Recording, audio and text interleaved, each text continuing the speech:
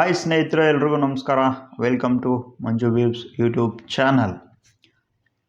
ಸ್ನೇಹಿತರೆ, 2024 ಹೊಸ ವರ್ಷದಲ್ಲಿ ನೀವು ಯಾರಾದರೂ ಹೊಸ ಕಾರು ತಗೊಳ್ಬೇಕು ಅಂತ ನಿರ್ಧಾರ ಮಾಡಿದರೆ ಅವರಿಗೋಸ್ಕರ ನಾನು ಈ ವಿಡಿಯೋ ಮಾಡ್ತಾಯಿದ್ದೀನಿ.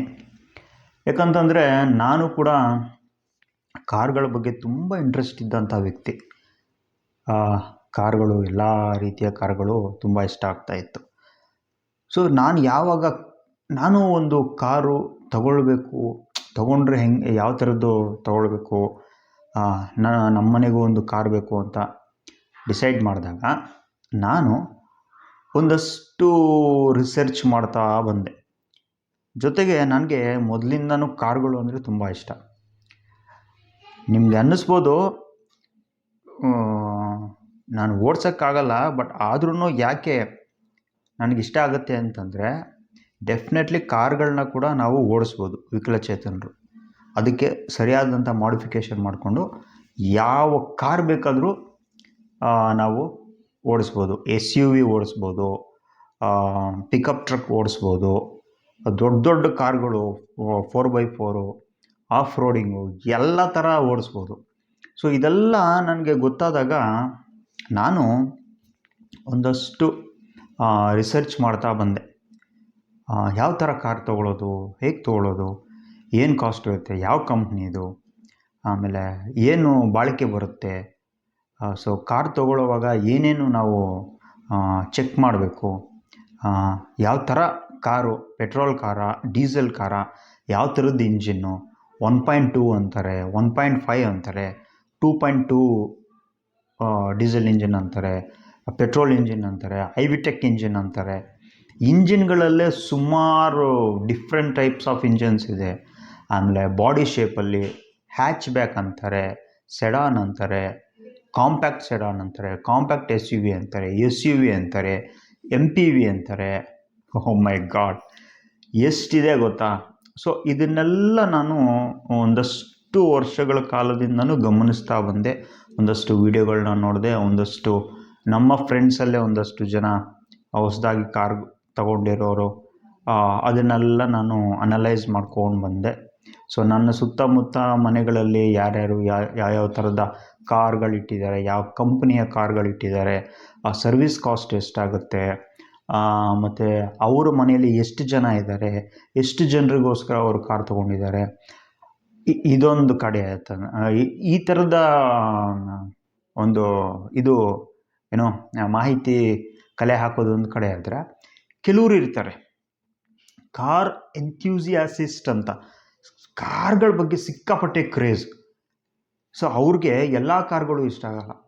ಪರ್ಟಿಕ್ಯುಲರ್ ಕಾರು, ಅದು ಎಷ್ಟೇ ಕಾಸ್ಟ್ ಆಗಲಿ, ಕೋಟ್ಯಾಂತರ ರೂಪಾಯಿ ಆಗಲಿ, ಅದನ್ನು ಪರ್ಚೇಸ್ ಮಾಡ್ತಾರೆ, ಅದನ್ನು ಓಡಿಸ್ತಾರೆ. ಸೊ ಅವರೆಲ್ಲರೂ ಕೂಡ ರಿಚ್ ಪರ್ಸನ್ಸ್ ಆಗಿರ್ತಾರೆ. ಸೊ ಇಲ್ಲಿ ಬರ್ತಕ್ಕಂಥದ್ದು ಮಿಡಲ್ ಕ್ಲಾಸ್ ಅವರು. ಸೊ ಮಿಡಲ್ ಕ್ಲಾಸ್ ಅವರು ಎಷ್ಟೋ ವರ್ಷದಿಂದ ಕಷ್ಟಪಟ್ಟು ಒಂದಷ್ಟು ಹಣವನ್ನು ಕೂಡಿಟ್ಟಿರ್ತಾರೆ. ಸೊ ಒಂದು ಮನೆ ಕಟ್ಟೋದಕ್ಕೋ, ಒಂದು ಮಕ್ಕಳ ಮದುವೆ ಮಾಡೋದಕ್ಕೋ. ಸೊ ಮನೆ ಕಟ್ಟಿ ಆಯಿತು, ಮದುವೆ ಮಾಡಿ ಆಯಿತು, ಇನ್ನೇನು, ಸೊ ಮನೆಗೊಂದು ಕಾರ್ ತೊಗೊಳ್ಳೋಣ ಅಂತ ಒಂದಷ್ಟು ಸೇವಿಂಗ್ ಮಾಡಿಟ್ಟಿರ್ತಾರೆ, ಅಥವಾ ಕಾರ್ಗೆ ಅಂತಲೇ ಲೋನ್ ತೊಗೊಳ್ತಾರೆ, ಅಥವಾ ಗೊತ್ತಿರೋರ ಹತ್ರ ಕಾರ್ಗೆ ಅಂತ ಸಾಲ ಮಾಡ್ತಾರೆ. ಹಾಗಾದರೆ ಇಂಥವರು ಯಾವ ಥರ ಕಾರ್ ಮೇಲೆ ಇನ್ವೆಸ್ಟ್ ಮಾಡಿದ್ರೆ ಅವ್ರಿಗೆ ಲಾಭ ಇರುತ್ತೆ, ಅಂದರೆ ಹೆಚ್ಚು ನಷ್ಟಗೊಳ್ಳದೇ ಇರ್ತಾರೆ. ಅವ್ರು ಇನ್ವೆಸ್ಟ್ ಮಾಡಿರೋ ಕಾರು ಜೀವನ ಪರ್ಯಂತ. ನೋಡಿ, ಮಿಡಲ್ ಕ್ಲಾಸ್ ಅವರು ಕಾರ್ ತೊಗೊಳ್ತಾರೆ ಅಂತಂದರೆ 2 ವರ್ಷಕ್ಕೋ 3 ವರ್ಷಕ್ಕೋ ಮತ್ತೆ ಚೇಂಜ್ ಮಾಡಲ್ಲ. 20 ವರ್ಷ 30 ವರ್ಷ ಅದೇ ಕಾರು, ಅದೇ ಮನೆಯಲ್ಲಿ, ಅದೇ ಮನೆಯವರು ಉಪಯೋಗಿಸ್ತಾ ಇರ್ತಾರೆ. ಮೊದಲು ತಂದೆ ತಗೊಳ್ತಾರೆ, ಒಂದಷ್ಟು ವರ್ಷಗಳಾದಮೇಲೆ ಮಕ್ಕಳು ಓಡಿಸ್ತಾರೆ, ಇನ್ನೊಂದಷ್ಟು ವರ್ಷಗಳಾದಮೇಲೆ ಮೊಮ್ಮಕ್ಕಳು ಕೂಡ ಅದನ್ನು ಓಡಿಸ್ತಾರೆ. ಮೊಮ್ಮಕ್ಕಳ ಕಾಲಕ್ಕೆ ಅದು ಹಳೇದಾದಮೇಲೆ ಮೊಮ್ಮಕ್ಕಳು ಹೊಸ ತಗೊಳ್ತಾರೆ. ಸೊ ಇದು ಮಿಡಲ್ ಕ್ಲಾಸ್ ಅವರ ಒಂದು ಮುಂದಾಲೋಚನೆ. ಅವ್ರು ಯಾವಾಗಲೂ ಕೂಡ ಒಂದು ಫ್ಯಾಮ್ಲಿಗೆ ಕಾರ್ ತಗೊಂಡ್ರೆ ಲಾಂಗ್ ಟರ್ಮಲ್ಲಿ ಒಂದೇ ಕಾರಲ್ಲಿ ಅವರು ಯೂಸ್ ಮಾಡ್ತಾ ಇರ್ತಾರೆ. ಸೊ ಇಂಥ ಪರಿಸ್ಥಿತಿಯಲ್ಲಿ ನಾನು ಇತ್ತೀಚೆಗೆ ಗಮನಿಸಿದ್ದು, ಈ ಕಾರ್ಗಳ ಅಡ್ವರ್ಟೈಸ್ಮೆಂಟ್ಸ್ ಇದೆಯಲ್ಲ, ಒಬ್ಬ ಸೂಪರ್ ಸ್ಟಾರ್, ಒಬ್ಬ ಕ್ರಿಕೆಟ್ ಸ್ಟಾರು, ಒಬ್ಬ ಸಿನಿ ಸ್ಟಾರು, ಸೊ ಈ ಥರ ಸ್ಟಾರ್ಗಳನ್ನ ಕರ್ಕೊಂಡು ಬಂದು ಅಡ್ವರ್ಟೈಸ್ಮೆಂಟಲ್ಲಿ ಬ್ರ್ಯಾಂಡ್ ಅಂಬಾಸಿಡರ್ ಆಗಿ ಇಟ್ಟು ಅವ್ರನ್ನ ಜಾಹೀರಾತು ಕೊಡ್ತಾರೆ. ಸೊ ನಾವೇನು ಅಂದ್ಕೊಳ್ತೀವಿ, ಸೊ ಇಂಥ ಕ್ರಿಕೆಟ್ ಸ್ಟಾರ್ ಇಂಥ ಒಂದು ಕಾರ್ನ ಅಡ್ವರ್ಟೈಸ್ಮೆಂಟ್ ಕೊಟ್ಟಿದ್ದಾರೆ, ನಾವು ಅದೇ ಕಾರ್ ತೊಗೋಬೇಕು, ಇಲ್ಲಾಂದರೆ ಇಂಥ ಸಿನಿಮಾ ಸ್ಟಾರ್ ಇಂಥ ಕಾರ್ಗೆ ಒಂದು ಅಡ್ವರ್ಟೈಸ್ಮೆಂಟ್ ಕೊಟ್ಟಿದ್ದಾರೆ, ನಾವು ಇಂಥ ಕಾರೇ ತೊಗೋಬೇಕು. ಅಥವಾ ಬೇರೆ ಬೇರೆ ಮಾಡೆಲ್ಸ್ಗಳನ್ನ ಇಟ್ಕೊಂಡು ಅಡ್ವರ್ಟೈಸ್ಮೆಂಟ್ ಕೊಡ್ತಾರೆ, ಆ ಮಾಡೆಲ್ ಚೆನ್ನಾಗಿದ್ದಾಳೆ ಅದೇ ಥರ ಕಾರು ಚೆನ್ನಾಗಿರುತ್ತೆ ಅಂತ ಹೇಳಿ ಕಾರ್ಗಳನ್ನ ತೊಗೊಂಡು ತುಂಬಾ ಸಂಕಟ ಅನುಭವಿಸ್ತಾರೆ. ಏನು ಗೊತ್ತಾ, ಕಾರ್ಗಳು ತೊಗೊಂಡ್ಮೇಲೆ, ಹೊಸ ಕಾರು ತೊಗೊಂಡ್ಮೇಲೆ ಸ್ಕ್ರ್ಯಾಚ್ ಆಗೋದು ಇದ್ದೇ ಇರುತ್ತೆ, ಅಥವಾ ಸಣ್ಣ ಪುಟ್ಟ ಡೆಂಟ್ ಆಗೋದು ಅದು ನಡೆಯುತ್ತೆ, ಅದು ಕಾಮನ್. ಅದು ಅಂಥ ಸಂದರ್ಭದಲ್ಲಿ ಯಾವ ಪಾರ್ಟ್ಗೆ ಡೆಂಟ್ ಆಗಿದೆ, ಯಾವ ಪಾರ್ಟ್ಗೆ ಸ್ಕ್ರ್ಯಾಚ್ ಆಗಿದೆ, ಅದು ರಿಪ್ಲೇಸ್ಮೆಂಟ್ ಮಾಡೋದಕ್ಕೆ ನೀವು ಕಾರ್ಗೆ ಒಂದು ಲಕ್ಷಾಂತರ ರೂಪಾಯಿ ಖರ್ಚು ಮಾಡಿರ್ತೀರ. ಆ ಪಾರ್ಟ್ ಏನಾದರೂ ಡ್ಯಾಮೇಜ್ ಆದರೆ, ಸ್ಕ್ರ್ಯಾಚ್ ಆದರೆ, ಡೆಂಟ್ ಆದರೆ, ಆ ಪಾರ್ಟ್ಗಳಿಗೆ ಕೂಡ ನೀವು ಲಕ್ಷಾಂತರ ರೂಪಾಯಿ ಖರ್ಚು ಮಾಡಬೇಕು. ಎಲ್ಲ ಕಾರುಗಳಿಗೂ ಈ ಥರ ಲಕ್ಷಾಂತರ ರೂಪಾಯಿ ಖರ್ಚು ಬರೋದಿಲ್ಲ. ಆದರೆ ಪರ್ಟಿಕ್ಯುಲರ್ ಕಂಪನಿಗಳ ಪರ್ಟಿಕ್ಯುಲರ್ ಮಾಡೆಲ್ಗಳನ್ನು ನೀವು ಲಕ್ಷಾಂತರ ರೂಪಾಯಿ ಕೊಟ್ಟು ಪರ್ಚೇಸ್ ಮಾಡಿದ್ರೆ ಖಂಡಿತ ಅವುಗಳ ಪಾರ್ಟ್ಸ್ಗೆ, ಸ್ಪೇರ್ ಪಾರ್ಟ್ಸ್ಗೆ ಏನಾದರೂ ನಿಮಗೆ ಡ್ಯಾಮೇಜ್ ಆದಾಗ ಆ ಒಂದು ಕಂಪನಿಯ ಆ ಕಾರಿನ ಆ ಸ್ಪೇರ್ ಪಾರ್ಟ್ ಕೊಂಡ್ಕೊಳ್ಳೋದಕ್ಕೆ ನಿಮ್ಮ ಹತ್ರ ಲಕ್ಷಾಂತರ ರೂಪಾಯಿ ಇರಬೇಕು. ಅದಕ್ಕೇ ನಾನೇನು ಮಾಡಿದೆ, ಈಗ ನಾನು ಕಾರ್ ಕೊಂಡ್ಕೊಳ್ಳೋವಾಗ ಸೊ ನನಗನ್ನಿಸ್ತು ನಾನು ಕಾರ್ ಕೊಂಡ್ಕೋಬೇಕು, ತೊಗೋಬೇಕು, ಪರ್ಚೇಸ್ ಮಾಡಬೇಕು. ಸೊ ನಾನು ಒಂದು ಲಿಸ್ಟ್ ಮಾಡ್ಕೊಳ್ತೀನಿ, ಒಂದು 10 ಟೈಪ್ ಆಫ್ ಕಾರ್ಸ್ನ ಲಿಸ್ಟ್ ಔಟ್ ಮಾಡಿಕೊಂಡು ಅದರಲ್ಲಿ ನಾನು ಚೂಸ್ ಮಾಡ್ಕೊಳ್ತೀನಿ. ಸೊ ಆ ಥರ ನಾನು ಅಷ್ಟು ಮುತುವರ್ಜಿಯಿಂದ ನಾನು ಒಂದು ಲಿಸ್ಟ್ ಮಾಡಿಕೊಂಡು ಅದನ್ನು ಪಿಕ್ ಮಾಡ್ಕೊಳ್ಳುವಾಗ ನನಗನ್ನಿಸಿದ್ದು, ನಾನು ಯಾಕೆ ನಮ್ಮ ವೀಕ್ಷಕರಿಗೆ, ನಮ್ಮ ಸಬ್ಸ್ಕ್ರೈಬರ್ಸ್ಗೆ, ನಮ್ಮ ಸ್ನೇಹಿತರಿಗೆ, ನಾನು ಯಾವಾಗಲೂ ನಿಮ್ಮನ್ನ ಸ್ನೇಹಿತರೆ ಅಂತೀನಿ, ನಮಸ್ಕಾರ ಸ್ನೇಹಿತರೆ ಅಂತೀನಿ. ಸೊ ನಿಮಗೆ ಯೂಸ್ಫುಲ್ ಆಗಲಿ ಅಂತ ಇದು ಒಂದು ವಿಡಿಯೋ ಮಾಡೋಣ ಅಂತ ಅನ್ನಿಸ್ತು. ಸೊ ಬನ್ನಿ, ಈಗ ಯಾವ ಕಾರ್ಗಳನ್ನ ಕೊಂಡ್ಕೊಂಡ್ರೆ ಯಾರ್ಯಾರಿಗೆ ಲಾಭ, ಯಾರ್ಯಾರಿಗೆ ನಷ್ಟ. ಸೊ ಮೊದಲೇ ಹೇಳ್ತಾ ಇದ್ದೀನಿ ಸ್ನೇಹಿತರೆ, ನಿಮ್ಮ ಹತ್ರ ಒಂದಷ್ಟು ಜಮೀನಿದ್ದರೆ, ಒಂದಷ್ಟು ಸೈಟ್ಗಳಿದ್ದರೆ, ನೀವು ಲೈಫಲ್ಲಿ ವೆಲ್ ಸೆಟಲ್ಡ್ ಆಗಿದ್ದರೆ, ನಿಮ್ಮ ಬ್ಯಾಂಕ್ ಬ್ಯಾಲೆನ್ಸು 1/2 ಕೋಟಿಗಿಂತ ಜಾಸ್ತಿ ಇದ್ದರೆ, ಹತ್ತಿರ 1 ಕೋಟಿ ಹತ್ರ ಇದ್ದರೆ, ನಿಮ್ಮ ಮಕ್ಕಳ ಮದುವೆ ಎಲ್ಲ ಮಾಡಿ ಮುಗಿಸಿದರೆ, ಯಾವ ಚಿಂತೆನೂ ಇಲ್ಲದೆ ಹೋದರೆ, ನೀವು ಯಾವ ಕಾರ್ ಬೇಕಾದರೂ ತೊಗೊಳ್ಳಿ, ಆದರೆ ಇನ್ನೂ ನೀವು ಮನೆ ಕಟ್ಟಿಲ್ಲ, ನಿಮ್ಮ ಹತ್ರ ಒಂದು ಸಣ್ಣ ಸೈಟು ಇಲ್ಲ, ಸೊ ಏನೋ ಒಂದಷ್ಟು ಕೂಡಿಡ್ತಾ ಇದ್ದೀರಾ, ಆ ಕೂಡಿಟ್ಟಿರೋ ದುಡ್ಡಲ್ಲಿ ಒಂದು ಒಳ್ಳೆ ಕಾರ್ ಮೇಲೆ ಇನ್ವೆಸ್ಟ್ ಮಾಡಬೇಕು. ಆ ಕಾರಿಂದ ನನಗೆ ಹೆಚ್ಚು ನಷ್ಟ ಆಗಬಾರ್ದು, ಅದು ಮತ್ತೆ ರಿಪೇರಿ ಆಗೋದು, ಮತ್ತೆ ಅದರ ಸ್ಪೇರ್ ಪಾರ್ಟ್ಸ್ಗಳಿಗೆ ನಾನು ಖರ್ಚು ಮಾಡೋದು, ಸ್ಕ್ರ್ಯಾಚ್ ಆದರೆ, ಡೆಂಟ್ ಆದರೆ ಖರ್ಚುಗಳು ಹೆಚ್ಚು ಬರಬಾರ್ದು, ಲಕ್ಷಗಳಲ್ಲಿ ಬರಬಾರ್ದು, ಸಾವಿರಗಳಲ್ಲಿ ಬಂದರೆ ಪರವಾಗಿಲ್ಲ, ನಾನು ಮೇಂಟೈನ್ ಮಾಡ್ತೀನಿ. ಸೊ ಕಾರ್ ಏನಕ್ಕೆ ತೊಗೊಳ್ತಾರೆ ಎಲ್ಲರೂ? ಮುಖ್ಯವಾಗಿ 2 ವೀಲರಲ್ಲಿ ಹೋಗುವಾಗ ಮಳೆ ಬರುತ್ತೆ, ನೆನೀತಾರೆ, ಹೆಂಡತಿ ಮಕ್ಕಳ ಜೊತೆ ಹೋಗ್ತಾ ಇರ್ತಾರೆ, ಅಥವಾ ವಯಸ್ಸಾದ ತಂದೆ ತಾಯಿಗಳನ್ನ ಕರ್ಕೊಂಡು ಹೋಗ್ತಾ ಇರ್ತಾರೆ, ಆಗ ಮಳೆ ಬರುತ್ತೆ, ಬಿಸಿಲು ಜಾಸ್ತಿ ಇರುತ್ತೆ. ಸೊ ಅಂಥ ಸಂದರ್ಭದಲ್ಲಿ ನಮಗೆ ಒಂದು ಶೆಲ್ಟರ್ ಥರ, ಕಾರು ರೂಫು ಒಂದು ಶೆಲ್ಟರ್ ಥರ ಇರುತ್ತೆ. ಸೊ ಅದಕ್ಕೆ ನಮ್ಮ ರತನ್ ಟಾಟಾ ಅವರು ಟಾಟಾ ನ್ಯಾನೋ ಅಂತ ಬಿಟ್ಟಿದ್ರು. ಅದನ್ನು ಚೀಪೆಸ್ಟ್ ಕಾರ್ ಅಂತ ಪಬ್ಲಿಸಿಟಿ ಮಾಡಿಬಿಟ್ಟು, ಅದು ಯಾರು ತೊಗೊಂಡು ಇಟ್ಕೊಂಡಿರ್ತಾರೋ ಅವರು ಚೀಪ್ ಅಂತ ಹೇಳಿಬಿಟ್ಟು ಜನ ಅದನ್ನು ತೊಗೊಳ್ಳಿಲ್ಲ. ಇವತ್ತು ಸೆಕೆಂಡ್ಸಲ್ಲಿ ಅದಕ್ಕೆ ಏನು ಡಿಮ್ಯಾಂಡ್ ಇದೆ ಗೊತ್ತಾ? ಅದನ್ನು ಮ್ಯಾನುಫ್ಯಾಕ್ಚರಿಂಗೇ ನಿಲ್ಲಿಸ್ಬಿಟ್ರು. ಆ ಕತೆಗೆ ಆಮೇಲೆ ಬರ್ತೀನಿ. ಈಗ ನೀವು ಅದನ್ನು ನಾನು ಹೇಳಿದ್ನಲ್ಲ, ಇಷ್ಟೆಲ್ಲ ಕಮಿಟ್ಮೆಂಟ್ಸ್ ಇರುತ್ತೆ. ಈ ಕಮಿಟ್ಮೆಂಟ್ಸ್ ಇರೋವರು ಒಂದು ಕಾರ್ ಬೇಕು ಅಂತ ಅನಿಸುತ್ತೆ.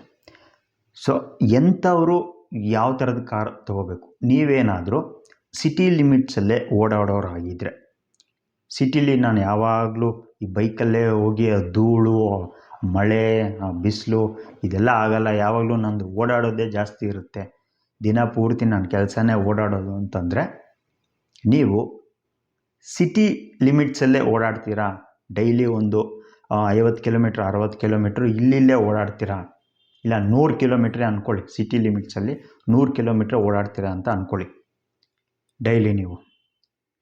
ನೀವೆಂಥ ಕಾರ್ಗೆ ಇನ್ವೆಸ್ಟ್ ಮಾಡಬೇಕು ಅಂತಂದರೆ, ನೀವೆಂಥ ಕಾರ್ ಚೂಸ್ ಮಾಡಬೇಕು ಅಂತಂದರೆ, ಹ್ಯಾಚ್ ಬ್ಯಾಕ್, ಚಿಕ್ಕದು ಪುಟಾಣಿದು, ಮಾರುತಿ ಆಲ್ಟೋ, ನಮ್ಮ ಟಾಟಾ ಟಿಯಾಗೋ, ಈ ಥರ ಹ್ಯಾಚ್ ಬ್ಯಾಕ್ಗಳು. ಬೂಟ್ ಸ್ಪೇಸ್ ಜಾಸ್ತಿ ಇರೋದಿಲ್ಲ, 4 ಜನ 5 ಜನ ಕೂತ್ಕೋಬೋದು. ಡ್ರೈವರ್ +4, 1+4 ಅಂತಾರೆ, ಅವ್ರು 1+3, ಆರಾಮಾಗಿ 4 ಜನ ನೀವು, ಹೆಂಡತಿ, ಗಂಡ ಹೆಂಡತಿ, 2 ಮಕ್ಕಳು, ಅಥವಾ ಮಗ ಸೊಸೆ, ತಂದೆ ತಾಯಿ, 1 ಮಗು, ಆರಾಮಾಗಿ 5 ಜನ ಫ್ಯಾಮಿಲಿ ಆರಾಮಾಗಿ ಎಲ್ಲಾದರೂ ಸಣ್ಣ ದೇವಸ್ಥಾನಕ್ಕೆ, ನಿಮ್ಮ ಊರುಗಳಿಗೆ, ಸೊ ಇನ್ನೆಲ್ಲೋ ಒಂದು ಕಡೆ ಹೋಗಿ ಬರೋದು. ಸೊ ಈ ಥರದಕ್ಕೆ ನೀವು ಡೈಲಿ ಇಲ್ಲಿಲ್ಲೇ ಓಡಾಡ್ತೀರ ಸಿಟಿ ಲಿಮಿಟ್ಸಲ್ಲಿ. ಈ ಸಿಟಿಯಿಂದ ಒಂದು ಸ್ವಲ್ಪ ದೂರ ಹಳ್ಳಿಗಳಿಗೆ ಹೋಗ್ತೀರಾ, ಹಬ್ಬ ಬಂದಾಗ, ಹರಿದಿನ ಬಂದಾಗ ನಿಮ್ಮ ಹಳ್ಳಿಗಳಿಗೆ, ಗ್ರಾಮೀಣ ಪ್ರದೇಶಗಳಿಗೆ ಹೋಗಿ ಬರ್ತೀರಾ ಅಂತಂದರೆ ಹ್ಯಾಚ್ ಬ್ಯಾಕ್ ತೊಗೊಳ್ಳಿ. ನೀವು ಒಬ್ಬ ಆಫೀಸಲ್ಲಿ ಒಬ್ಬ ಆಫೀಸರು, ಅಥವಾ ಒಬ್ಬ MD, CEO, ಮ್ಯಾನೇಜರು, ಈ ಥರ ಒಳ್ಳೆ ಪೋಸ್ಟಲ್ಲಿದ್ದೀರಾ, ಬ್ಯಾಂಕಲ್ಲೋ ಇನ್ನೊಂದು ಕಡೆನೋ ಎಲ್ಲೋ ಒಂದು, ಡೈಲಿ ನೀವು ಏನೋ ಸೂಟು ಬೂಟು ಹಾಕ್ಕೊಂಡು ಹೋಗ್ತೀರಾ, ಅಟ್ಲೀಸ್ಟ್ ನೀವು ಕ್ಯಾಶುವಲ್ಸು ಅದು ಇದು ಬಿಟ್ಟು ಫಾರ್ಮಲ್ಸ್ ಹಾಕ್ಕೊಂಡು ಹೋಗ್ತೀರಾ ಡೈಲಿ, ಫಾರ್ಮಲ್ ಶೂಸು, ಫಾರ್ಮಲ್ಸು, ಈ ಥರ ಡಿಸೆಂಟಾಗಿ ಹೋಗ್ತೀರಾ ಅಂತಂದರೆ ನಿಮಗೆ ಹ್ಯಾಚ್ ಬ್ಯಾಕ್ ಬೇಡ, ಒಳ್ಳೆ ಸೆಡಾನ್ ತಗೊಳ್ಳಿ. ನೀವು ವಾರಕ್ಕೊಂದು ಸಲ ತುಂಬ ದೂರದ ಊರಿಗೆ ಹೋಗ್ತೀರಾ, ಎಕ್ಸಾಂಪಲ್ ಬೆಂಗಳೂರಿಂದ ಚೆನ್ನೈಗೆ ಹೋಗ್ತೀರಾ, ಬೆಂಗಳೂರಿಂದ ಹೈದರಾಬಾದ್ಗೆ ಹೋಗ್ತೀರಾ, ಅಂದರೆ ಹೈವೇಲಿ ಜಾಸ್ತಿ ನಿಮ್ಮ ಡ್ರೈವಿಂಗ್ ಇರುತ್ತೆ ಅಂತಂದರೆ ನೀವು ಒಂದು SUV ತಗೊಳ್ಳಿ, ಅಥವಾ ಕಾಂಪ್ಯಾಕ್ಟ್ SUV ತಗೊಳ್ಳಿ. ಓಕೆ, ಈ 3 ಸೆಗ್ಮೆಂಟು ತುಂಬ ಇಂಪಾರ್ಟೆಂಟು. ಇದು ದಾಟಿ ಇನ್ನೊಂದಿದೆ MPV. MPV ಅಂತಂದರೆ ನಿಮ್ಮ ಫ್ಯಾಮ್ಲಿ ಸ್ವಲ್ಪ ದೊಡ್ಡದು, 5 ಜನಕ್ಕಿಂತ ಹೆಚ್ಚಿಗೆ ಇದ್ದಾರೆ, 7-8 ಜನ ಇದ್ದಾರೆ, ಒಟ್ಟು ಕುಟುಂಬ, ಅವಿಭಕ್ತ ಕುಟುಂಬ, ಒಂದು 7-8 ಜನ, 10 ಜನ ಇದ್ದಾರೆ ಅಂತ ಅಂದ್ಕೊಳ್ಳಿ. 5 ಜನಕ್ಕಿಂತ ಜಾಸ್ತಿ ಒಂದು 7-8 ಜನ ಇದ್ದರೆ ನೀವು ಒಂದು ಮೀಡಿಯಮ್ ಸೈಜ್ದು ಒಂದು 7 ಸೀಟರು ನೀವು ತೊಗೋಬೋದು MPV. ಅದರಲ್ಲಿ ಸುಮಾರಿದೆ. ನಮ್ಮ ಮಾರುತಿ ಈಕೋ ಇದೆ, ಮಹೇಂದ್ರದಲ್ಲಿ XUV 700 ಇದೆ, ಸೆಕೆಂಡ್ಸಲ್ಲಿ ನಿಮಗೆ XUV 500 ಸಿಗುತ್ತೆ, XUV 500, XUV 700 ಇದೆ. ಟಾಟಾದಲ್ಲಿ ಹ್ಯಾರಿಯರ್ ಇದೆ MPV ಸೆಗ್ಮೆಂಟಲ್ಲಿ, ಅದು SUVಗೂ ಬರುತ್ತೆ, MPVನೂ ನೀವು ಮಾಡ್ಕೋಬೋದು. ಇನ್ನು ಟೊಯೋಟಾಗೆ ಬಂದರೆ ಇನೋವಾ ಇದೆ, ಇನೋವಾ ಕ್ರಿಸ್ಟಾ ಇದೆ, ಕಿಯಾದಲ್ಲಿದೆ, ಕಿಯಾ ಕೇರೆನ್ಸ್ ಇದೆ, ಕಾರ್ನಿವಲ್ ಇದೆ, ಸುಮಾರಿದೆ. ನಮ್ಮ ಇದರಲ್ಲಿ ಎರ್ಟಿಗಾ ಇದೆ, ಮಾರುತಿ ಎರ್ಟಿಗಾ ಇದೆ. ಸೊ ದೊಡ್ಡ ಫ್ಯಾಮಿಲಿಗಳಿಗೆ ನೀವು ಯಾವಾಗಲೂ ಒಂದು ಟ್ರಿಪ್ ಹೋಗ್ತೀರಾ, ಒಂದು ದೂರದ ಪ್ರಯಾಣ ಮಾಡ್ತೀರಾ, ಫ್ಯಾಮ್ಲಿ ಸಮೇತ ಹೋಗ್ತಾ ಇದ್ದೀರಾ ಅಂತಂದರೆ ನಿಮಗೆ MPV ಈಸ್ ದ ಬೆಸ್ಟ್. ಒಳ್ಳೆ ಸ್ಪೇಸ್ ಇರುತ್ತೆ, ಸೀಟ್ಗಳು ಜಾಸ್ತಿ ಇರುತ್ತೆ, ಬೂಟ್ ಸ್ಪೇಸ್ ಜಾಸ್ತಿ ಇರುತ್ತೆ, ರೂಫ್ ರೈಲ್ ಇರುತ್ತೆ ನಿಮಗೆ. ಅದ್ರ ಮೇಲೆ ನೀವು ಲಗ್ಗೇಜ್ ಕ್ಯಾರಿಯರ್ನ ಫಿಟ್ ಮಾಡಿಕೊಂಡು ಆರಾಮಾಗಿ ನೀವು ಲಗ್ಗೇಜ್ಗಳನ್ನ ತುಂಬಿಕೊಂಡು ಟೂರ್ ಮಾಡ್ಬೋದು. ಸೊ ಸಣ್ಣ ಫ್ಯಾಮ್ಲಿ, ನಂದು 4 ಜನ ಇದ್ದೀವಿ ಅಥವಾ 5 ಜನ ಇದ್ದೀವಿ, ನಾವು ಇಲ್ಲಿ ಸಿಟಿಲೇ ಓಡಾಡ್ತೀವಿ, hatch back is better. So ಆಫೀಸ್ಗೆ ಹೋಗ್ತೀನಿ ಯಾವಾಗಲೂ, ಒಂದಷ್ಟು ಕೊಲೀಗ್ಸ್ ಜೊತೆ ನಾನು ಅಲ್ಲಿ ಔಟಿಂಗ್ ಹೋಗ್ತೀನಿ, ಇಲ್ಲಾಂದರೆ ವರ್ಕ್ ಪ್ಲೇಸಿಂದ ಇನ್ನೊಂದು ವರ್ಕ್ ಪ್ಲೇಸ್ಗೆ ಕೊಲೀಗ್ಸ್ ಜೊತೆ ಹೋಗ್ತೀನಿ. ಸೊ ಅಂಥವ್ರಿಗೆ sedan is the best option. So boot space ಇರುತ್ತೆ ಸೆಡಾನಲ್ಲಿ. ಸೊ ಆರಾಮಾಗಿ ನೀವು ನಿಮ್ಮ ಲಗೇಜು ನಿಮ್ಮ ಆಫೀಸ್ದು ಏನಾದರೂ ಇಟ್ಕೊಂಡು ಆರಾಮಾಗಿ ಹೋಗ್ಬೋದು. ಒಂದು 5 ಜನ ಆರಾಮಾಗಿ ಹೋಗ್ಬೋದು. ಮುಂದ್ಗಡೆ 2 ಪ್ಯಾಸೆಂಜರು, ಪ್ಯಾಸೆಂಜರು ಅಲ್ಲ ಡ್ರೈವರು, ಪ್ಯಾಸೆಂಜರು, ಹಿಂದ್ಗಡೆ ಆರಾಮಾಗಿ 3 ಜನ ಕೂತ್ಕೋಬೋದು. ಇಬ್ಬರೇ ಇದ್ದಾರೆ ಹಿಂದೆ ಅಂದರೆ ಇನ್ನೂ ಆರಾಮಾಗಿ ಕೂತ್ಕೋಬೋದು. ಹ್ಯಾಂಡ್ ರೆಸ್ಟ್ ಇರುತ್ತೆ, ಆರಾಮಾಗಿ ಕಪ್ ಹೋಲ್ಡರ್ಸ್ ಇರುತ್ತೆ, ಆರಾಮಾಗಿ ನೀವು ಅದನ್ನು ತೊಗೋಬೋದು. ಸೊ ನೀವು ಹೈವೇಲಿ ಜಾಸ್ತಿ ಓಡಾಡ್ತೀರಾ, ಒಂದು ವೀಕ್ಲಿ ನೀವು ತುಂಬ ಡಿಸ್ಟೆನ್ಸ್ ಹೋಗ್ತೀರಾ, 200-300 ಕಿಲೋಮೀಟರ್ಸ್ನ ನೀವು ರೀಚ್ ಮಾಡ್ತೀರಾ, ಓಡಾಡಲೇಬೇಕು. ನಾನು ಹೇಳಿದ್ನಲ್ಲ, Bengaluru to Hyderabad, Bengaluru to Chennai, Bengaluru to Pune, ಈ ಥರ ದೂರ, ಬೆಂಗಳೂರು ಟು ಹುಬ್ಳಿ, ಈ ಥರ ಹೋಗಿ ಬರೋದು ಮಾಡ್ತಾ ಇರ್ತೀರ ಅಂದರೆ, ಹೈವೇನಲ್ಲಿ ಜಾಸ್ತಿ ಓಡಾಡ್ತಾ ಇರ್ತಾರೆ ಅಂದರೆ SUV is the best option. ಸರಿ, ಇಷ್ಟೆಲ್ಲ ಹೇಳಿದೆ, ಯಾವ ಕಂಪ್ನಿದು ತೊಗೋಬೇಕು, ಯಾವುದು ತೊಗೋಬೇಕು? ಸ್ನೇಹಿತರೆ, ನೀವೆಲ್ಲರೂ ಹೊಸದೇ ತಗೊಳ್ಳಿ ಅಂತ ನಾನು ಹೇಳಲ್ಲ. ಯಾಕಂದರೆ ಮಿಡಲ್ ಕ್ಲಾಸ್ ಅವರು, ನಿಮ್ಮ ಹತ್ರ ಒಂದು 10 ಲಕ್ಷ ಇರುತ್ತೆ ಅಂತ ಅಂದ್ಕೊಳ್ಳಿ. ಆ 10 ಲಕ್ಷನ ನೀವು ಒಂದು ಕಾರ್ ಮೇಲೆ ಹಾಕ್ತೀರ. ಎಕ್ಸಾಂಪಲ್, ಒಂದು ಎರ್ಟಿಗಾ ಮೇಲೆ ಹಾಕ್ತೀರ, ಅಥವಾ ಆಲ್ಟೋ ಮೇಲೆ ಹಾಕ್ತೀರ. ಯಾವುದೋ ಒಂದು ಹೊಸ ಕಾರ್ ತೊಗೋತೀರ ನೀವು 10 ಲಕ್ಷ ಕೊಟ್ಟು. ಜಸ್ಟ್ ಒಂದು 6 ತಿಂಗಳಾದಮೇಲೆ ಸ್ನೇಹಿತರೆ, 10 ಲಕ್ಷ ಕೊಟ್ಟಿರೋ ಕಾರ್ನ ನೀವು ರಿಪ್ಲೇಸ್ಮೆಂಟ್ ಮಾಡಬೇಕು, ನೀವು ಅಪ್ಗ್ರೇಡ್ ಮಾಡಬೇಕು. ಇದನ್ನು ಮಾರಿಬಿಟ್ಟು ಬಂದಿದ್ದು ದುಡ್ಡ್ರ ಜೊತೆಗೆ ನನ್ನ ಹತ್ರ ಒಂದಷ್ಟು ದುಡ್ಡಿದೆ, ಇನ್ನೊಂದು ಒಳ್ಳೆ ಕಾರ್ ತೊಗೋಬೇಕು ಅಂತ ನೀವೇನಾದರೂ ಅಂದ್ಕೊಂಡು ಆ ಕಾರ್ನ ಮಾರಕ್ಕೆ ಹೋದರೆ, ನೀವು 10 ಲಕ್ಷ ಇನ್ವೆಸ್ಟ್ ಮಾಡಿರ್ತೀರ ಆ ಕಾರ್ ಮೇಲೆ, ಆ ಕಾರು 8 ಲಕ್ಷ 7 ಲಕ್ಷಕ್ಕೆ ಸೇಲ್ ಆಗುತ್ತೆ. ಅಂದರೆ ನಿಮಗೆ 2 ಲಕ್ಷ 3 ಲಕ್ಷ ನಿಮಗೆ ಲಾಸ್. ನಾನು ಯಾವಾಗಲೂ ನಿಮಗೆ ಒಂದು ಮಾತು ಹೇಳ್ತೀನಿ ಸ್ನೇಹಿತರೆ, ಇದು ನನ್ನ ಅನುಭವ. ಮತ್ತು ನನ್ನ ಅನುಭವ ಅಂತಂದರೆ ನಾನೇನು ಹೊಸ ಕಾರ್ ತೊಗೊಂಡು ಅನುಭವ ಪಡ್ಕೊಂಡಿಲ್ಲ, ನಾನು ಅಬ್ಸರ್ವ್ ಮಾಡೋದು ಜಾಸ್ತಿ. ತುಂಬ ಜನ ನನ್ನ ಸ್ನೇಹಿತರು ಮತ್ತು ನನಗೆ ಗೊತ್ತಿರೋರು ಒಂದಷ್ಟು ಜನ ಕಾರ್ಗಳನ್ನ ತೊಗೊಂಡು ಅದನ್ನು ಜಸ್ಟ್ 3 ಮಂತ್ಸ್ 4 ಮಂತ್ಸಲ್ಲಿ ಅವರು ಮಾರಿದಾಗ ಅವ್ರಿಗೆ 2 ಲಕ್ಷ 3 ಲಕ್ಷ 4 ಲಕ್ಷದವರೆಗೂ ಅವ್ರಿಗೆ ಲಾಸ್ ಆಗಿದೆ. ಜಾಸ್ತಿ ಆಗಲ್ಲ. ನೀವು ಎಂಥ ಒಳ್ಳೆ ಬ್ರ್ಯಾಂಡೆಡ್ ಕಾರೇ ತೊಗೊಳ್ಳಿ, ನೀವು BMW ತೊಗೊಳ್ಳಿ, ಆಡಿ ತೊಗೊಳ್ಳಿ, ಬೆನ್ಸ್ ತೊಗೊಳ್ಳಿ, ಸೊ ಲ್ಯಾಂಬೋರ್ಗಿನಿ ತೊಗೊಳ್ಳಿ, ನೀವು 6 ತಿಂಗಳು 1 ತಿಂಗಳು ಯೂಸ್ ಮಾಡಿದ್ರೆ ಸಾಕು, ಪ್ರೈಸ್ ಡೌನ್ ಆಗುತ್ತೆ. ಅದಕ್ಕೆ ನನ್ನ ಸಜೆಷನ್ ಏನಂತಂದರೆ, ನನ್ನ ಪರ್ಸ್ನಲ್ ಸಜೆಷನ್ ಏನಂತಂದರೆ, ಸೆಕೆಂಡ್ಸಲ್ಲಿ ತೊಗೊಳ್ಳಿ. ನೀವು ಮಿಡಲ್ ಕ್ಲಾಸ್ ಅವರಾಗಿದ್ದರೆ, ನೀವು ದುಡ್ಡು ಕೂಡಿಟ್ಟು ಕಾರ್ ತೊಗೊಳ್ಳೋದಾದರೆ ಸೆಕೆಂಡ್ಸಲ್ಲಿ ತೊಗೊಳ್ಳಿ. ಅರೆ ಮಂಜುನಾಥ್, ಸೆಕೆಂಡ್ಸಲ್ಲಿ ತೊಗೊಂಡ್ರೆ ಚೆನ್ನಾಗಿರುತ್ತೆ, ಯಾರೋ ಯೂಸ್ ಮಾಡಿರೋದು, ಅದು ಹೇಗಿರುತ್ತೋ ಕಂಡೀಷನ್ನು, ಇಂಜನ್ ಹೇಗಿರುತ್ತೋ ಅನ್ನೋ ಚಿಂತೆನಾ ನಿಮಗೆ? Don't worry. ಸೊ ಇಷ್ಟು ದಿನ ನೀವು ಸೆಕೆಂಡ್ಸ್ ತೊಗೋಬೇಕು ಅಂತಂದರೆ ಗೊತ್ತಿರೋರ ಹತ್ರ, ಅಂದರೆ ಆ ಕಾರ್ನ ಯೂಸ್ ಮಾಡ್ತಿರೋರು ನಿಮಗೆ ಚೆನ್ನಾಗಿ ಗೊತ್ತಿರಬೇಕು, ಅವರು ತುಂಬ ಚೆನ್ನಾಗಿ ಮೇಂಟೈನ್ ಮಾಡಿದ್ದಾರೆ ಕಾರು ಅಂದಾಗ ಮಾತ್ರ ನೀವು ತೊಗೊಳ್ತಾ ಇದ್ರಿ. ಇವತ್ತು ಕಾಲ ಬದಲಾಗಿದೆ ಸ್ನೇಹಿತರೆ. ನೀವು ಆರಾಮಾಗಿ ಕಣ್ಣು ಮುಚ್ಕೊಂಡು ಟ್ರಸ್ಟೆಡ್ ಆಗಿ ಒಂದು ಕಾರ್ನ, ಯೂಸ್ಡ್ ಕಾರ್ನ ನೀವು ಆರಾಮಾಗಿ ತೊಗೋಬೋದು. ಹೇಗೆ ತೊಗೋಬೋದು ಅನ್ನೋದನ್ನು ನಾನು ನಿಮಗೆ ತಿಳಿಸ್ಕೊಡ್ತೀನಿ ಸ್ನೇಹಿತರೆ. ಯೂಸ್ಡ್ ಕಾರಲ್ಲಿ ನೀವು ನೋಡಬೇಕಾಗಿರೋದು ಎರಡೇ ಅಂಶ ಮುಖ್ಯವಾಗಿ.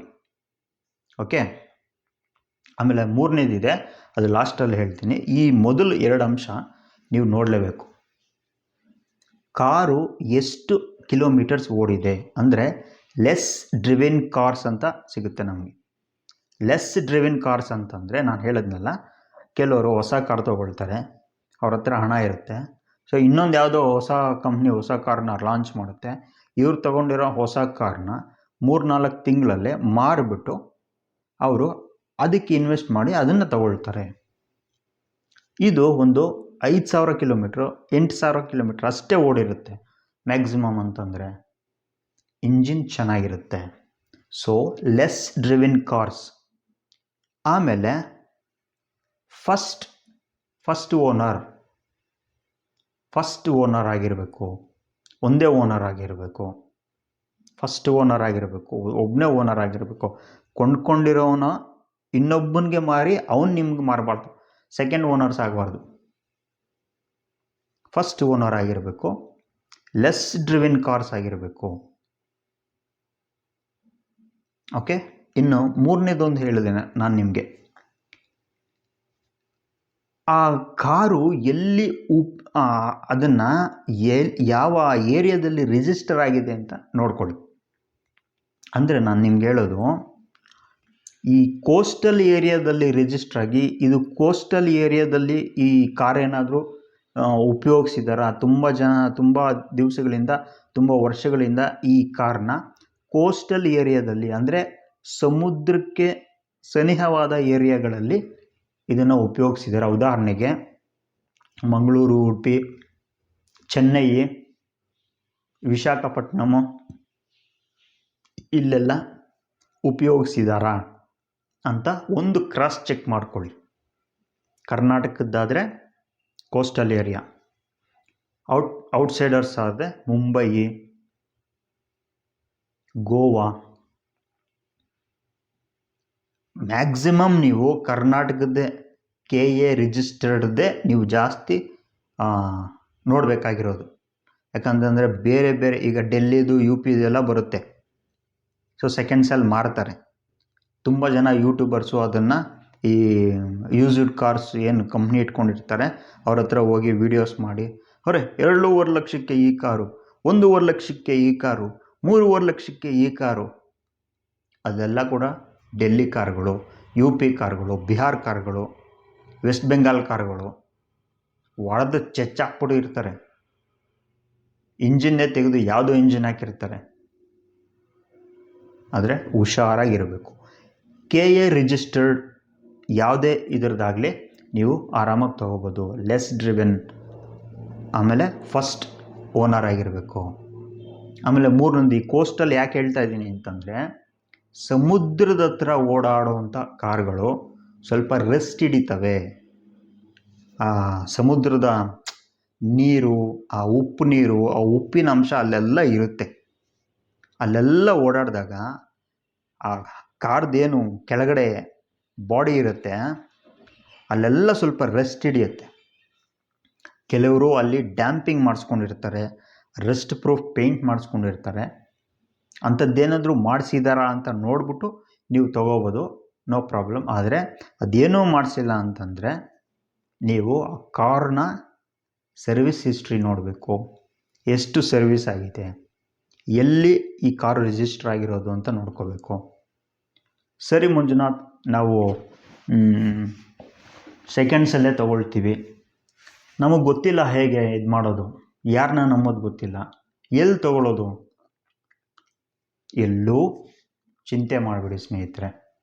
ನಾನೇನು ಇದನ್ನು ಪ್ರಮೋಷನ್ ಮಾಡ್ತಾಯಿಲ್ಲ, ಯಾರೂ ನನಗೆ ಪ್ರಮೋಷನ್ಗೆ ಹಣನೂ ಕೊಟ್ಟಿಲ್ಲ. ನಾನು ಒಂದು ಕಾರ್ ತೊಗೊಳ್ಬೇಕು ಅಂತ ನಿರ್ಧಾರ ಮಾಡಿದಾಗ ನನಗೆ ಎಷ್ಟು ಬರ್ಡನ್ ಆಗಬಾರ್ದು ಅಂತ ನಾನೆಷ್ಟು ಇದರಿಂದ ನೀಟಾಗಿ ರಿಸರ್ಚ್ ಮಾಡ್ಕೊಂಡು ಬಂದೆ. ನನಗೆ ಒಂದೊಂದೇ ಫಿಲ್ಟ್ರ್ ಮಾಡ್ಕೊಂಡು ಬಂದಾಗ ನನಗನ್ಸಿದ್ದು, ಇಲ್ಲಿ ತುಂಬ ಜೆನ್ಯೂನ್ ಆಗಿ ಇವರು ಸೆಕೆಂಡ್ಸ್, ಇವಾಗ ನನ್ನ ಹತ್ರ ಒಂದು ಕಾರ್ ಇರುತ್ತೆ, ನಾನು ಮಾರಬೇಕು. ಸೊ ಮಾರೋರ ಹತ್ರನೂ ಅವ್ರು ತೊಗೊಳ್ತಾರೆ, ಬೈಯರ್ಸ್ಗೂ ಅವರು ಕಾರ್ ಮಾರಾಟ ಮಾಡ್ತಾರೆ. ಸೊ ಅವರು ಮಾರೋರ ಹತ್ರ ಅವ್ರು ಕಾರ್ ತೊಗೊಂಡ್ರೆ 200ಕ್ಕೂ ಹೆಚ್ಚು ವಿಧದ ಪರೀಕ್ಷೆಗಳನ್ನು ಮಾಡಿ ಈ ಕಾರು ತುಂಬ ಒಳ್ಳೆ ಕಂಡೀಷನಲ್ಲಿದೆಯಾ, ಆಕ್ಸಿಡೆಂಟ್ ಫ್ರೀನಾ, ಎಲ್ಲ ಡಾಕ್ಯುಮೆಂಟ್ಸು ಕರೆಕ್ಟಾಗಿದೆಯಾ, ಮತ್ತು ಇದು ಇನ್ಶೂರೆನ್ಸ್ ಎಲ್ಲ ಡಾಕ್ಯುಮೆಂಟ್ಸು ಕರೆಕ್ಟಾಗಿದೆಯಾ ಅಂತ ನೋಡಿ ಅವರು ಕಾರ್ ತೊಗೊಳ್ತಾರೆ.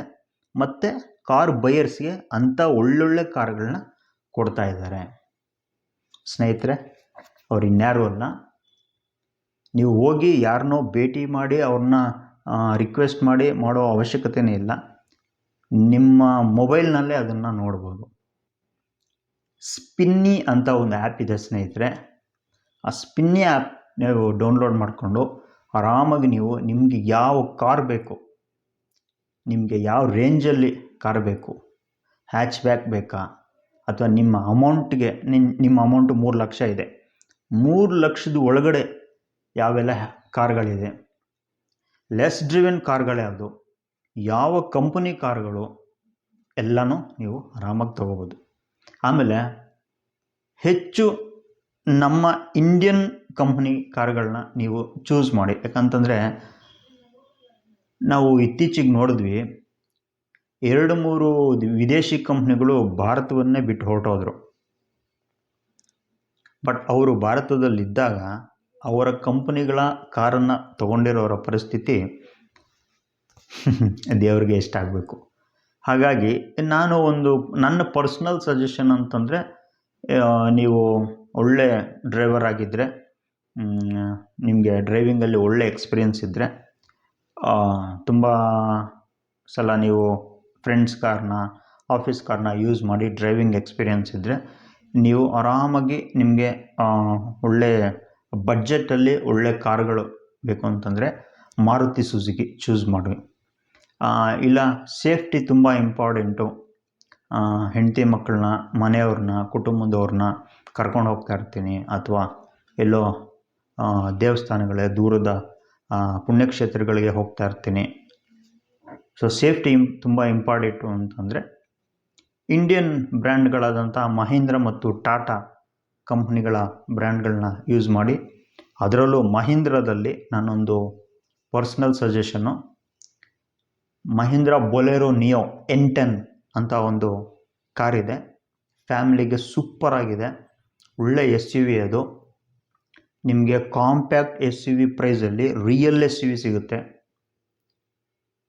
ಹೊಸದಾಗಿ ಲಾಂಚ್ ಮಾಡಿದ್ದಾರೆ ಮಹೀಂದ್ರದವರು. ಇನ್ನು ಟಾಟಾದು ನೀವು ಯಾವ ಕಾರ್ಗಳನ್ನ ಬೇಕಾದರೂ ತೊಗೋಬೋದು, ಟಾಟಾ ಕಾರ್ಗಳನ್ನ ಯಾವ ಕಾರ್ಗಳನ್ನ ಬೇಕಾದರೂ ತೊಗೋಬೋದು. ವೆಲ್ ಟ್ರಸ್ಟೆಡ್, ಸಖತ್ ಸೇಫ್ಟಿ ಅಂತ ಹೆಸರುವಾಸಿಯಾಗಿರೋದು ಟಾಟಾ. ಇನ್ನು ಬೇರೆ ಬೇರೆ ಕಂಪ್ನಿಗಳಿದೆ, ಟೊಯೋಟಾ ಮತ್ತು ಮತ್ತೊಂದು ಎಲ್ಲ. ಈ ಕೆಲವು ಬೇರೆ ಬ್ರ್ಯಾಂಡ್ಗಳ, ಬೇರೆ ವಿದೇಶದ ಕಂಪ್ನಿಗಳ ಕಾರುಗಳನ್ನ, ಹೊಸ ಕಾರುಗಳಂತೂ ತಗೊಳ್ಳೇಬೇಡ್ರಿ.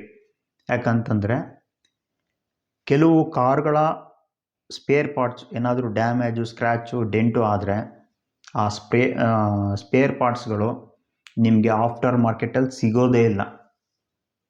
ಅದು ಅದೇ ಕಂಪನಿಯ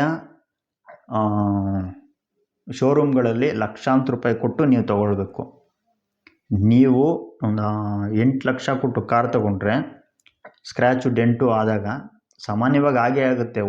ಹೋಗುವಾಗ ನಮ್ಮ ತಪ್ಪಿಲ್ಲ ಅಂದರೆ ಯಾರೋ 2 ವೀಲರ್ ಬಂದು ಸ್ಕ್ರ್ಯಾಚ್ ಮಾಡ್ಕೊಂಡು ಹೊಂಟೋಗ್ತಾನೆ. ಸೊ ಅಂಥ ಸಂದರ್ಭದಲ್ಲಿ 2 ಲಕ್ಷ 3 ಲಕ್ಷ ನಮ್ಮ ಕೈಯಿಂದ ಹಾಕಬೇಕಾಗತ್ತೆ. ಸೊ ಇಂಡಿಯನ್ ಬ್ರ್ಯಾಂಡ್ಸು ಮತ್ತು ಮಾರುತಿ ಸುಜುಕಿ, ಟಾಟಾ, ಮಹೀಂದ್ರ, ಮಾರುತಿ ಸುಜುಕಿ ಅವರದು ಆಫ್ಟರ್ ಮಾರ್ಕೆಟಲ್ಲಿ ನಿಮಗೆ ಎಲ್ಲ ಸ್ಪೇರ್ ಪಾರ್ಟ್ಸ್ಗಳು ಅವೈಲಬಲ್ ಇದೆ. ಸೊ ಹೊಸ ಕಾರ್ ತೊಗೊಳ್ಳೋರು ಒಂದು ಸ್ವಲ್ಪ ಈ ಮಾರುತಿ, ಟಾಟಾ, ಮಹೀಂದ್ರ ಇವುಗಳಲ್ಲಿ ಚೂಸ್ ಮಾಡ್ಕೊಳ್ಳಿ. ಸೆಕೆಂಡ್ಸಲ್ಲಿ ತೊಗೊಳ್ತೀನಿ, ಕಡಿಮೆಗೆ ತೊಗೊಳ್ತೀನಿ, ಸ್ಕ್ರ್ಯಾಚು ಡೆಂಟ್ ಬಗ್ಗೆ ನಾನು ತಲೆ ಕೆಡಿಸ್ಕೊಳ್ಳಲ್ಲ ಅಂತಂದರೆ ನೀವು ಡೆಫಿನೆಟ್ಲಿ ಸ್ಪಿನ್ನಿಗೆ ಹೋಗಿ. ನಿಮಗೆ ಟಾಟಾ ನ್ಯಾನೋ ಕೂಡ ಸಿಗುತ್ತೆ, ಆಟೋಮೆಟಿಕ್ ಸಿಗುತ್ತೆ, 4 ಲಕ್ಷದ ಒಳಗಡೆ ಆಟೋಮೆಟಿಕ್ ಸಿಗುತ್ತೆ, ಲೆಸ್ ಡ್ರಿವೆನ್ ಸಿಗುತ್ತೆ. ಓಕೆ ಸ್ನೇಹಿತರೆ, ನಾನು ಕೊಟ್ಟಂತಹ ಕಾರುಗಳ ಮಾಹಿತಿ ನಿಮಗೆ ಇಷ್ಟ ಆಯಿತು ಅಂತ ಅಂದ್ಕೊಳ್ತೀನಿ. ಹೀಗೆ ಸಪೋರ್ಟ್ ಮಾಡ್ತಾಯಿರಿ. ಈ ವಿಡಿಯೋ ನಿಮ್ಗೆ ಇಷ್ಟ ಆದರೆ ಒಂದು ಲೈಕ್ ಮಾಡಿ, ಸಬ್ಸ್ಕ್ರೈಬ್ ಮಾಡಿ, ನಿಮ್ಮ ಫ್ಯಾಮಿಲಿ ಫ್ರೆಂಡ್ಸ್ಗೆ ಈ ವಿಡಿಯೋನ ಶೇರ್ ಮಾಡಿ, ಅವ್ರ ಕೈಲೂ ಸಬ್ಸ್ಕ್ರೈಬ್ ಮಾಡಿಸಿ. ಈ ವಿಡಿಯೋಗೊಂದು 500 ಲೈಕ್ಸ್ ಎಕ್ಸ್ಪೆಕ್ಟ್ ಮಾಡ್ತಾ ಇದ್ದೀನಿ. ಕೊಡ್ತೀರಾ ತಾನೇ? Thank you so much. Bye.